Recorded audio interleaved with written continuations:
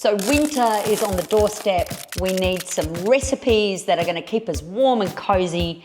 This one is a chicken cacciatore with a white sauce. Let's go. Okay, so first up, what we do, pour some oil in the pan, not too much. We're gonna fry off this chicken first. We're gonna brown it, okay? These are chicken chops with the bone in. So it's gonna give lots of flavour. You could also use just chopped up chicken. So if you have a whole chicken and you've got it chopped up, use that. Or drumsticks, anything that's got bones in it. Perfect. So I kind of just do a few at a time, let them brown. So before you cook your chicken, I always like to salt it first.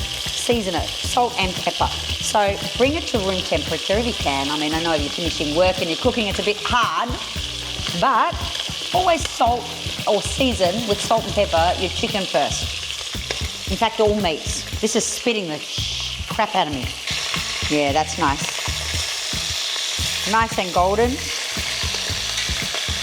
That one's a little bit stuck. Oh no, very good.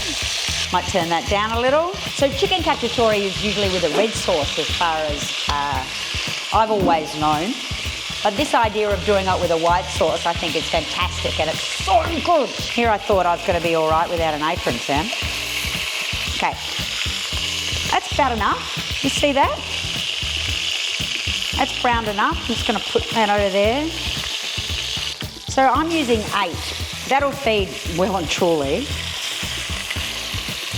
a family of 5, if not more, with leftovers. Better fix them. I'm going to try this. I haven't tried it yet. Great. Best fucking one I've ever tried in my life. Okay, here we go. Woohoo! Alrighty, what we do next is we deglaze the pan with a bit of wine. Woo! What do you reckon that does, Sam? I have no idea. Okay, so what that does is, you know all those yummy little sticky bits on the bottom? It gets them off and makes it as part of the sauce. So all those flavours that were all stuck to the bottom from the frying process loosen up and become part of the sauce. Now I'm going to add a little bit more. There we go. See that? All those yummy little bits on the sides. Well, on the bottom that's starting to come off. Oh, yum. That's all flavour. We let that cook off a little bit. And now we're going to put our chicken back in. I'm going to stir these around a little bit, clearly, because you want it all to get some, you know. I'm just going to turn that off because these pots, these cast iron pots, they retain a lot of heat. So I'm just going to pop that lid on whilst we make the sauce. So the sauce actually goes in with the chicken to cook. So what we do is we get some rosemary, and I'm just going to get all the little frondy bits off. You'll want a lot of rosemary. Don't be scummy with the rosemary, all right? I know it's painful for you impatient people out there, but tolerate it, do it, it's worth it. So the more rosemary you have, the better. There's never too much. I've got a whole garden full of this stuff. Keep going. Now we're going to head over to the food processor. So rosemary, garlic, quite a ton of anchovies, and white wine vinegar.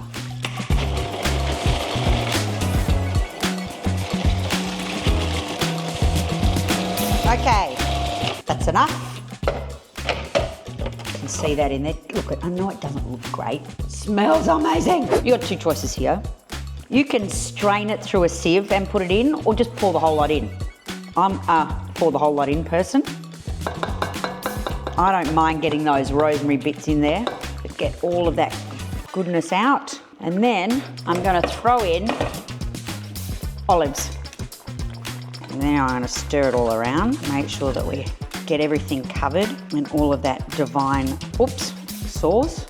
Okay, and now we are just going to let that little baby simmer away for 40 minutes with the lid on. We'll come back when it's done. Look, I cooked that a bit longer. I reckon I cooked that for about an hour, really, because those chicken thigh fillets, the chicken chops, are thicker, so you need a bit more time. So now, let's go and try it. Okay, here I go. Oh my gosh, look at how tender that is. It just falls off. Alrighty.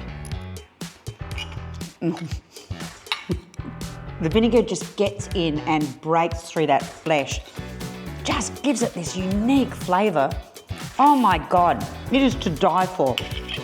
It is so packed with flavour. Now, if you're thinking about, well, what do I serve it with?